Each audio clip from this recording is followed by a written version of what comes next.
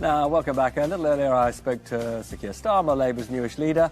I asked him what measures to support our weakened economy he'd expect to see from the Chancellor Rishi Sunak.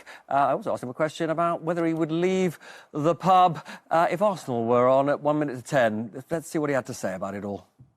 There's got to be a plan B. Now we're in this different scenario where we've got more restrictions, possibly going on for 6 months.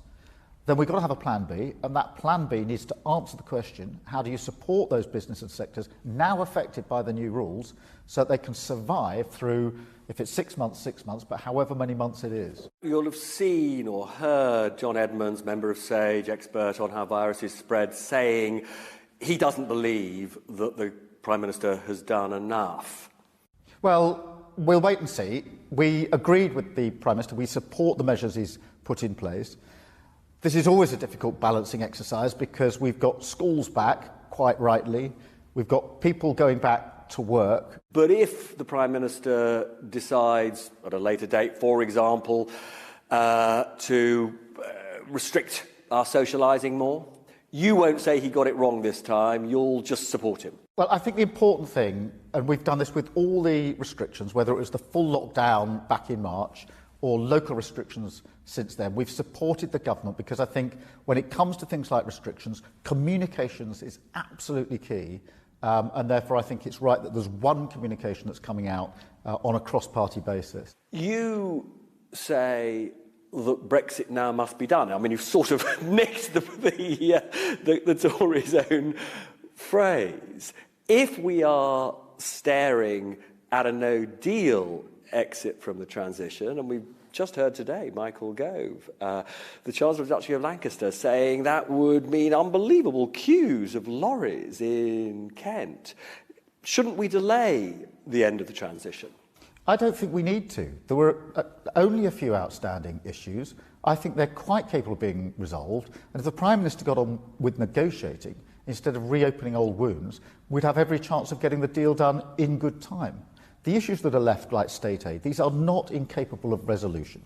The Prime Minister needs to sit down, resolve them, get the deal he promised, and then focus on what I think is uppermost in everybody's mind, which is dealing with the pandemic. But just to be clear, if a free trade agreement, and there's no way around this, is conditional on Brussels telling us how much we as a nation, or how much the government can invest in businesses at a time when businesses are in dire straits because of COVID-19, is that a price worth paying for a free trade agreement? Well, we need to agree a set of arrangements with the EU, as we would have to with anybody that we do a trade agreement with. But the idea that this is really the stumbling block for this government, I'm afraid is hard to accept. For years, this government hasn't made use of the state aid rules as they currently exist. They haven't put money into British businesses and supported them in the same way that France and Germany have. So I don't find this argument particularly persuasive from the government. Now, you've just given your first speech as Labour leader to a conference, a slightly weird conference, as it were, rather virtual in that sense. There was an enormous amount about how much you love Britain. There was a lot about how you want a Britain that's fit for young people, children and the old. But I didn't detect any policies. Well, the first thing to say is I think the Labour movement has always been patriotic. We love this country and we want a better country. That's why we're in it. That's why we're knocking on doors. That's a bad thing. But I think people might have expected the red meat of a few policy announcements. What I'm not setting out is detailed policy for 4 years' time. This is about values and rebuilding trust with those that used to vote Labour and don't vote Labour anymore. What they want to know is, what are your values? How are you going to regain our trust? Nobody is asking for detailed policy 4 years before an election. I don't know. I think people would quite like to know, what is a Keir Starmer policy? Give us one Keir Starmer policy. I set out the vision, which is a Britain which is the best place to grow up in and the best place... Well, that's an aspiration. It's not a policy.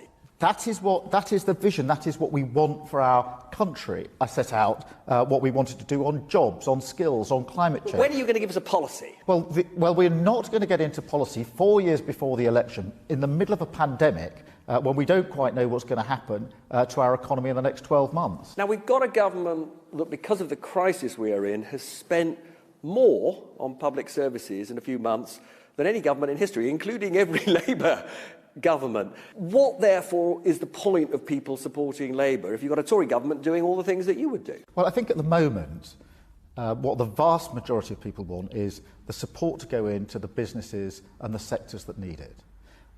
Many people haven't experienced mass unemployment or have forgotten about it. It has a scarring effect on a whole generation, and therefore it's important this support is in place. We support what the government is doing on those support packages. We're now saying they need to go further because of the restrictions they've put into place. So that's uppermost, I think, in people's minds. We've got some new rules, and I want to bring you a little bit forward. It's Monday night. We're sitting in the pub and we're watching Arsenal versus Liverpool. And unfortunately, there's a bit of extra time, and Arsenal win a penalty. It's the last few minutes, and it's 1 minute before 10.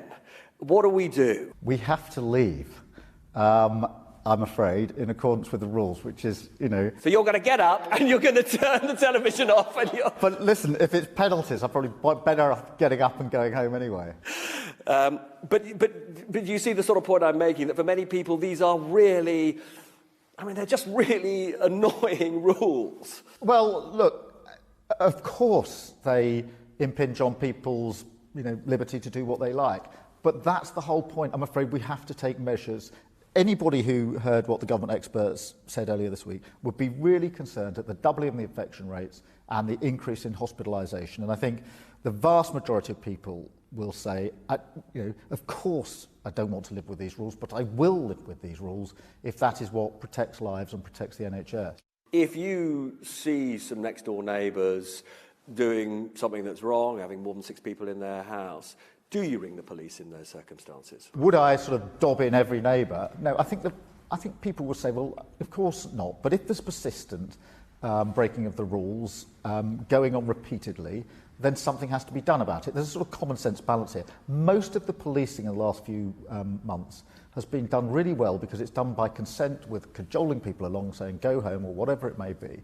That's the approach we should take. And your instinct is don't ring the police unless it's an absolute last resort and it's an extreme case of breaking. Most people know where the balance is. People, if they see repeated breaches of the rules, then they will do something about it. But I don't think that we're the sort of country that goes around snooping over the fences. We're not East Germany.